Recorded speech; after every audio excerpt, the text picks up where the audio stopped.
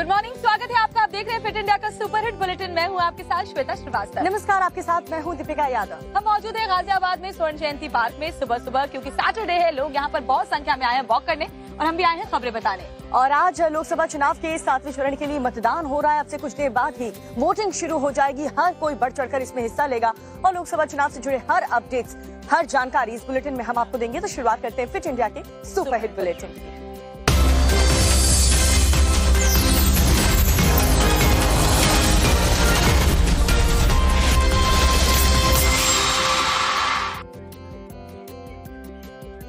तो शुरुआत breaking news के साथ कर रहे हैं। 57 सीटों पर मतदान, 904 उम्मीदवार मैदान में हैं। लोकसभा चुनाव के 7वें चरण का आज मतदान होगा। बिल्कुल, तो बस कुछ ही मिनटों के बाद मतदान की प्रक्रिया शुरू हो जाएगी। आज 7वां और फाइनल राउंड है। अंतिम चरण में आज केंद्र शासित प्रदेश चंडीगढ़ और 7 राज्यों की 57 सीटों पर मतदान होगा। इसी चरण में सबसे जो हॉट सीट है वाराणसी संसदीय क्षेत्र, जहां से प्रधानमंत्री नरेंद्र मोदी लगातार तीसरी बार चुनाव लड़ रहे हैं, वो भी शामिल है। इसके अलावा कई और वीआईपी चेहरे हैं जो आज अपनी सियासी किस्मत आजमा रहे हैं। तो आज आखिरी चरण है लंबा लोकसभा चुनाव का, जो 7 चरणों में संपन्न हुआ। आज उसका फाइनल चरण है। और आपको बता दें कि चुनाव मैदान में कुल 904 उम्मीदवार हैं। इस चरण में जो प्रमुख उम्मीदवार हैं उसमें सबसे बड़ा नाम है प्रधानमंत्री मोदी। इसके अलावा केंद्रीय मंत्री अनुराग ठाकुर, ममता बनर्जी के भतीजे अभिषेक बनर्जी, लालू प्रसाद की बेटी मीसा भारती और साथ ही एक्ट्रेस कंगना रनौत। और इसके अलावा भी कई और बड़े चेहरे हैं जो आज के चरण में अपनी सियासी किस्मत आजमा रहे हैं। बस थोड़ी देर में अब मतदान जो है वो शुरू होने वाला है।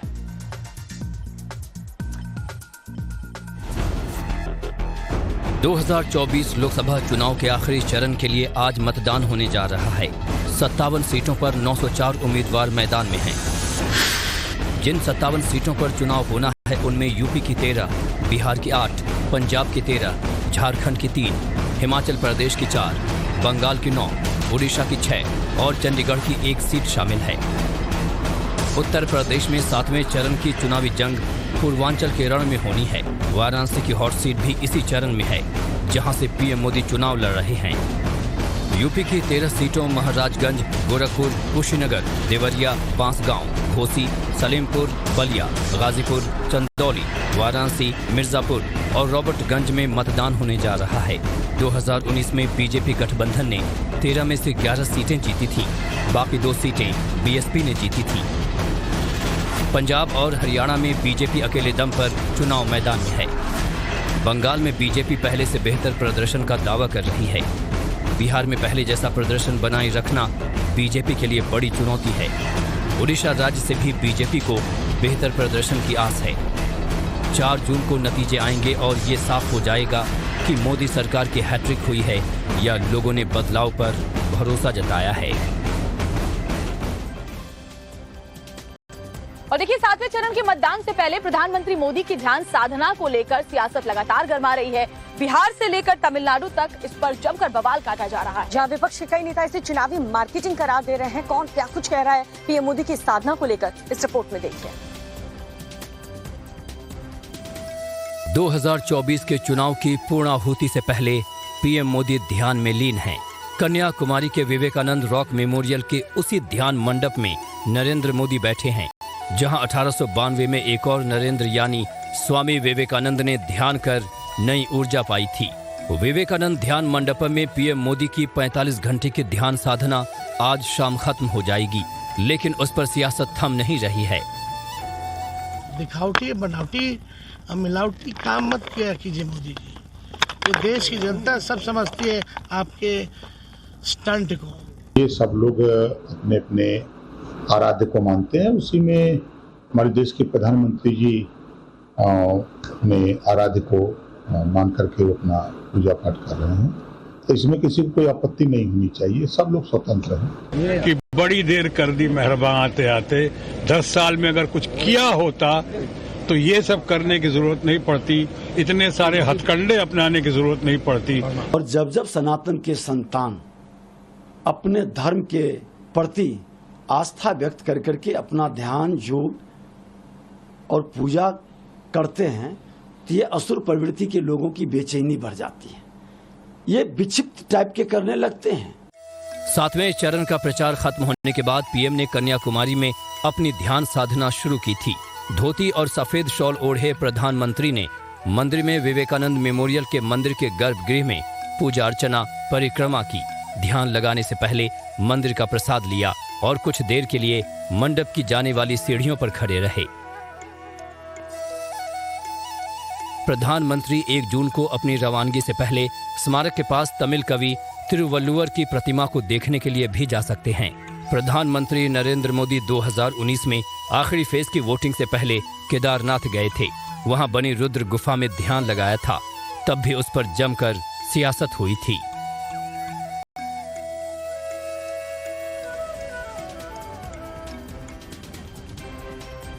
और इस वक्त एक बड़ी खबर, मोदी सरकार पर बरसे असदुद्दीन ओवैसी। पीएम मोदी का कैंपेन नफरत भरा है, ओवैसी की तरफ से ये बयान दिया गया। उन्होंने कहा अब तक की सबसे ज्यादा नफरती जो कैंपेन है वो बीजेपी का रहा है और साथ ही भारत के इतिहास का सबसे नफरती कैंपेन बता रहे ओवैसी। मोदी जीते तो मुसलमानों के खिलाफ नफरत और बढ़ेगी। देखिए कैसे भड़काने का काम भड़काऊ भाईजान एक बार फिर से कर रहे हैं और कह रहे हैं कि अगर प्रधानमंत्री मोदी जीते तो मुस्लिमों के खिलाफ नफरत और ज्यादा बढ़ जाएगी।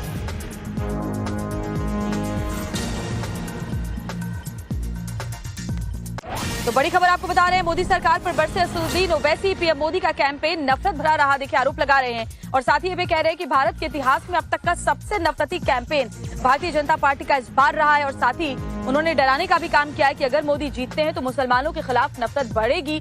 भड़काऊ भाईजान एक बार फिर से अपने चिर परिचित अंदाज में नजर आए हैं।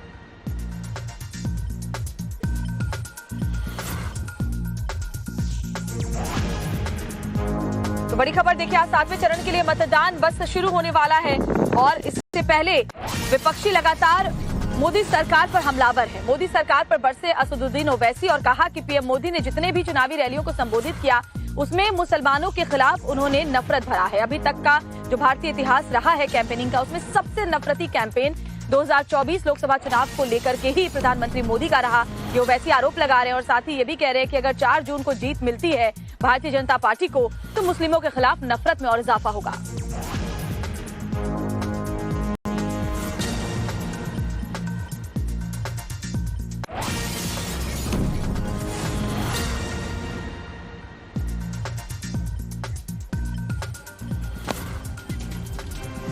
तो 7वें चरण का मतदान बस शुरू होने वाला है और बल्कि यूं कहे कि 7 बज चुके हैं तो शुरू भी हो गया। और क्योंकि गर्मी बहुत ज्यादा है तो लोगों की कोशिश यही होगी कि धूप तेज निकलने से पहले ही मताधिकार का इस्तेमाल कर लें। इस बड़ी खबर पर बड़ी कवरेज लगातार हम आपको दिखाते रहेंगे क्योंकि ग्राउंड जीरो पर हमारे जो रिपोर्टर्स हैं वो अलग अलग पोलिंग स्टेशन पर मौजूद हैं। फिलहाल रुक रहे छोटे से ब्रेक के लिए।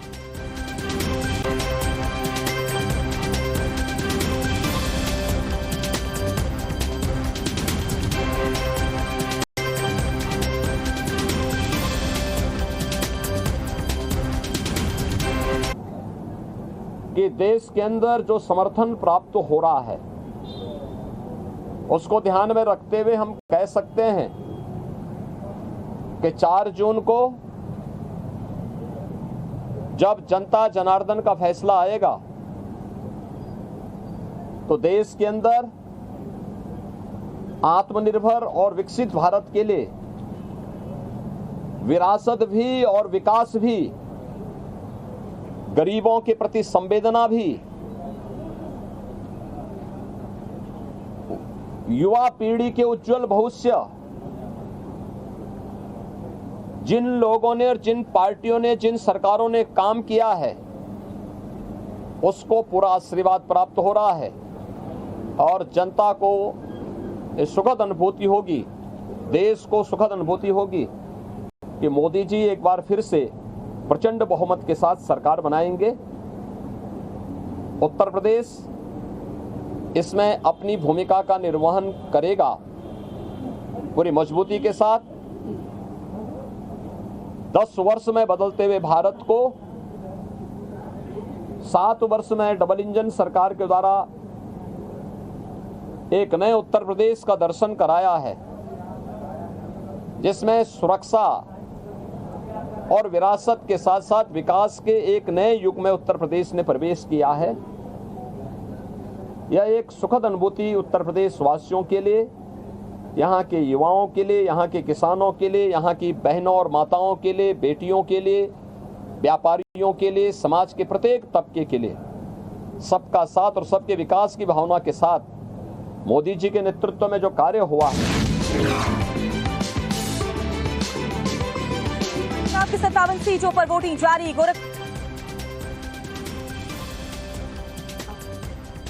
ब्रेक के बाद स्वागत है आपका। बड़ी खबर चलिए आपको बता रहे हैं, लोकसभा चुनाव का 7वें चरण के लिए मतदान शुरू हो चुका है। अलग अलग मतदान केंद्रों पर मतदाताओं की कतार लगनी भी शुरू हो गई है, क्योंकि आज 8 राज्यों की 57 सीटों पर वोटिंग जारी है। तो बड़ी खबर, योगी आदित्यनाथ ने गोरखपुर में मतदान किया है, वहीं आप सांसद राघव चड्ढा ने मोहाली में वोट डाला है। 4 जून को अब लोकसभा चुनाव के नतीजे आएंगे। यूपी की 13, बिहार की 8 सीटों पर मतदान सुबह 7 बजे से शुरू हो चुका है। ये बड़ी खबर आपको बता रहे हैं, हिमाचल प्रदेश की 4, बंगाल की 9 सीटों पर मतदान हो रहा है। वोटिंग का सिलसिला अब शुरू हो चुका है। 7 बजे से 8 राज्यों की 57 सीटों पर वोटिंग हो रही है। योगी आदित्यनाथ ने गोरखपुर में वोट डाला। आम आदमी पार्टी सांसद राघव चड्ढा ने मोहाली में वोट डाला है। तो पहले मतदान फिर जलपान, अब आखिरी चरण का रण है, इसलिए सभी मतदाताओं से टाइम्स ऑफ भारत भी अपील करता है कि अगर आपके इलाके में आज वोटिंग है तो जल्दी से जाके पहले अपने मताधिकार का इस्तेमाल करें और उसके बाद जलपान करें।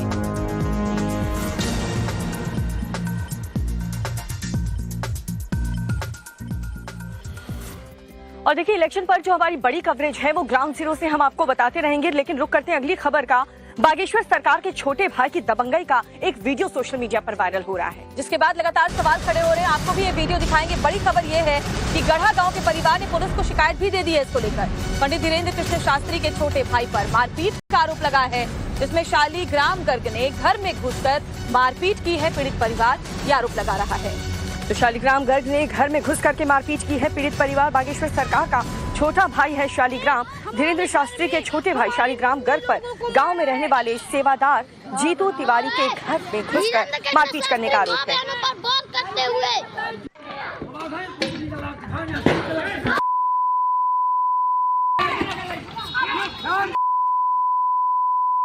देखिए, धीरेन्द्र कृष्ण शास्त्री के छोटे भाई हमारे घर में हमारी मम्मी लोगों को मारा है।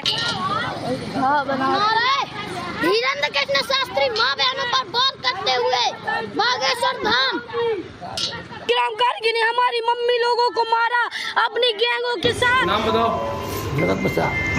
क्या हुआ जो बमिंडा थाने आए? चोट कैसे आई आपको? क्या हुआ, किसने मारा? शालीग्राम ने। किस बात को लेके आपकी जगह? शालीग्राम किस बात को लेके? अरे कहाँ अरविंद पटेल एरिया से तो मैं सब मिले हूँ, तो हमारा लड़का बहुत 5 जब से धाम जब से मेरा लड़का वहाँ काम में लगा रहा, काम में लगाए रहे धाम में, और गढ़ा का कोई आदमी नहीं है।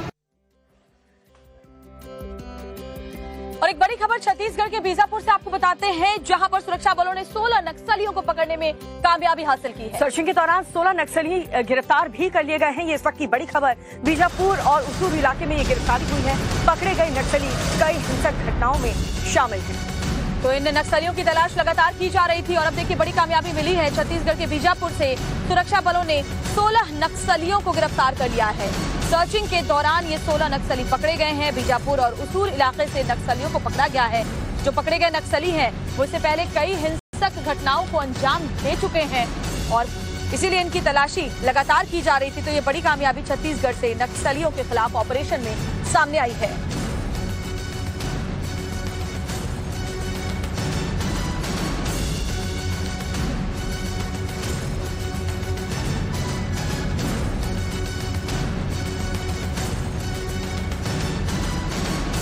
नक्सलियों के खिलाफ ऑपरेशन में बड़ी कामयाबी सुरक्षा बल के जवानों के हाथ लगी है। छत्तीसगढ़ के बीजापुर से इस वक्त बड़ी जानकारी ये मिल रही है कि सर्चिंग के दौरान बीजापुर और उसूर इलाके से ये नक्सली पकड़े गए हैं। कुल 16 नक्सलियों को पकड़ने में कामयाबी मिली है और इन 16 में से कई ऐसे हार्डकोर नक्सली हैं जो कई हिंसक घटनाओं को अंजाम दे चुके थे।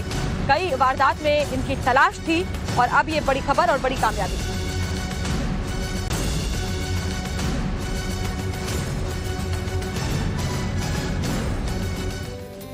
उत्तर प्रदेश के संबल से एक हैरान करने वाली अपनी टीवी स्क्रीन पर चल रही इन 2 तस्वीरों को देखिए। पहली तस्वीर में आपको एक बीमार हथनी दिखाई देगी। ममता की गुहार और वन विभाग की कर्मियों की मेहनत ने जिंदगी की जंग लड़ रही इस हथनी में नई जान फूंक दी। तमिलनाडु के कोयम्बटूर का वन विभाग भी लाखों मन्नतें और कोशिशें कर रहा था, लेकिन गंभीर बीमारी के चलते हथनी दिन पर दिन अपनी सेहत के हालातों से लड़ रही थी। हथनी की हालत को देख वन विभाग के अधिकारी भी काफी परेशान थे। और फिर अधिकारियों ने हथनी को बचाने की कवायद शुरू की। इलाज शुरू किया गया। हथनी को सबसे पहले खड़ा करने की कोशिश की गई, क्योंकि वो गंभीर बीमारी से लड़ रही थी, जिसके चलते हथनी को खड़े होने में दिक्कतें आ रही थीं। इसके लिए वन विभाग ने तकनीकी सहारा तो लिया ही, साथ ही एक भावुक फैसला भी लिया। हथनी को 24 घंटे क्रेन की मदद से खड़ा रखा गया। उसकी वजह यह थी क्योंकि हथनी बीमार होने की वजह से अगर वो लेटे रहते तो शायद बहुत जल्द उसकी स्थिति और खराब हो सकती थी। इसीलिए वन विभाग ने क्रेन का सहारा लेकर सबसे पहला कदम यही उठाया। और फिर आया वो पल जो युगों युगों से मिसाल पेश करता आया है। जी हाँ, हथनी को जल्द से जल्द सेहतमंद करने और उसे बीमारी से लड़ने में हिम्मत देने के लिए वन विभाग ने वो तरीका अपनाया जो इंसानों से लेकर जानवरों तक हर माँ के लिए कारगर साबित होता आया है। हथनी के साथ उसके 3 महीने के बच्चे को रखा गया, जिसे देखकर हथनी ममता से भर उठी। तस्वीरों में अपनी माँ का दूध पीता दिख रहा बेबी हाथी अपनी माँ को ठीक करने के लिए उसके साथ दिन रात यूं ही खड़ा रहा। बेबी एलिफेंट की खातिर माँ ने बीमारी की जंग को मात दे दी और हथनी तेजी से सेहतमंद होने लगी। वन विभाग की ये कोशिश तो कारगर साबित हुई ही, साथ ही इस वीडियो में माँ और बच्चे के बीच ममता, प्यार, स्नेह को देखकर हर कोई भावुक हो उठा और इस वीडियो को देखकर हर कोई सिर्फ यही कह रहा था कि माँ तो माँ होती है।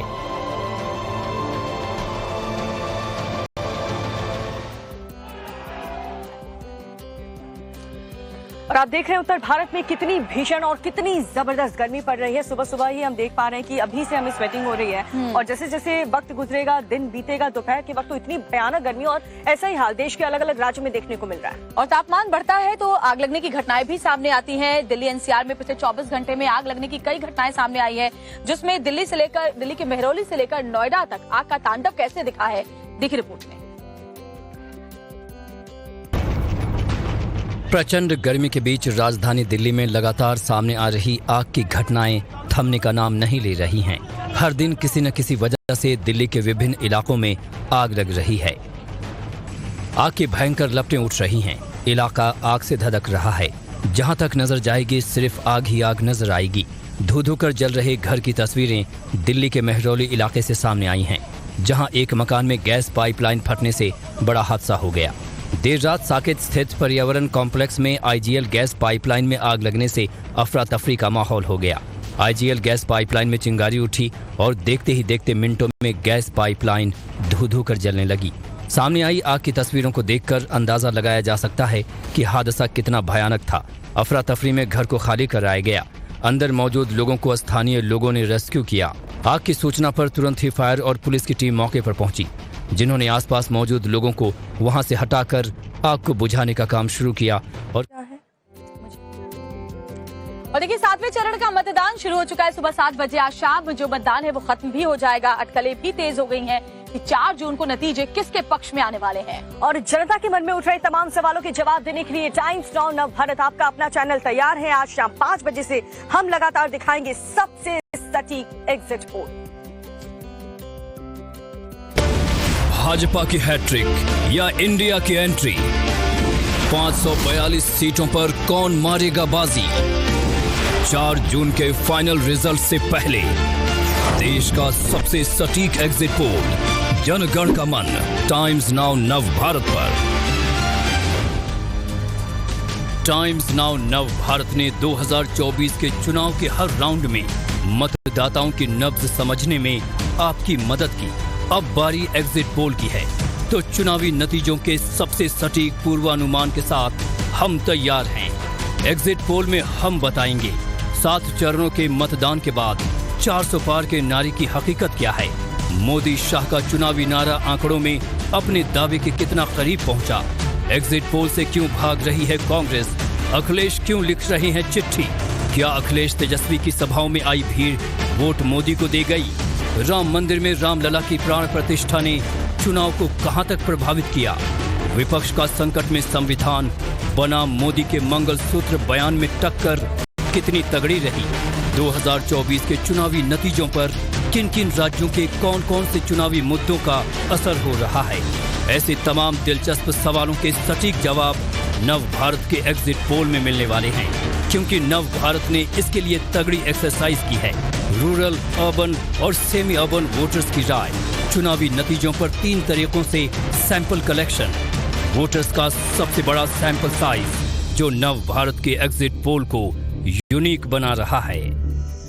और लोकसभा चुनाव से 7वें चरण के लिए जो मतदान हो रहा है उससे जुड़े हर एक अपडेट हम आपको दिन भर देंगे, लेकिन फिलहाल बढ़ते हैं अगले सेगमेंट की तरफ। कम वक्त में ज्यादा से ज्यादा आपको और इस बीच चलिए बड़ी खबर आपको बता रहे हैं। इंडी गठबंधन की आज अहम बैठक होने वाली। आखिरी चरण के मतदान के साथ ही आज कांग्रेस अध्यक्ष मल्लिकार्जुन खड़गे के आवास पर विपक्षी नेताओं के जुटने का सिलसिला शुरू हो जाएगा, जिसमें राहुल गांधी, केजरीवाल, स्टालिन, तेजस्वी मौजूद रहेंगे। गठबंधन दलों के अध्यक्ष बैठक में शामिल होंगे। अखिलेश यादव, तेजस्वी यादव भी इस बैठक में शामिल होंगे।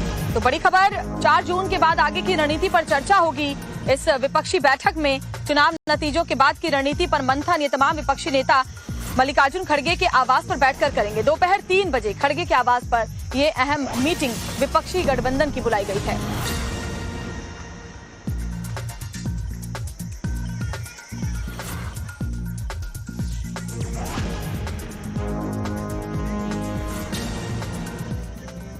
और चुनाव के फाइनल राउंड में कांग्रेस ने सबको चौंका दिया है, क्योंकि फाइनल मतदान के बाद होने वाले मीडिया के एग्जिट पोल में कांग्रेस ने कन्नी काट ली है। तो कांग्रेस ने जहां एग्जिट पोल से किनारा किया है, वहीं ममता बनर्जी तो अभी से ही ईवीएम पर भी सवाल उठाने लगी हैं।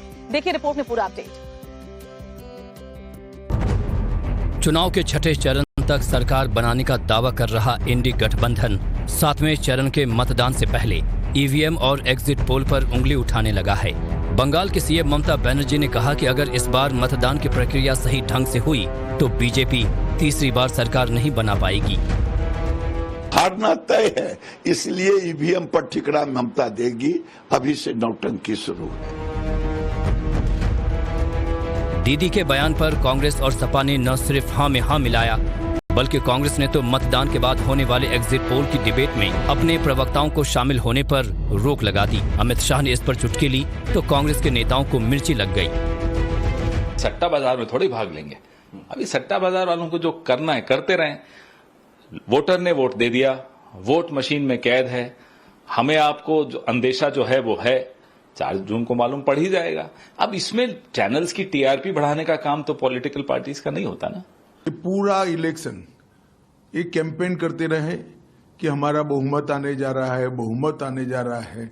अब उनको भी स्थिति मालूम है कि कल के चुनाव के बाद आने वाले एग्जिट पोल में इनकी प्रचंड हार होने वाली है और किस मुंह से वो मीडिया को फेस करें।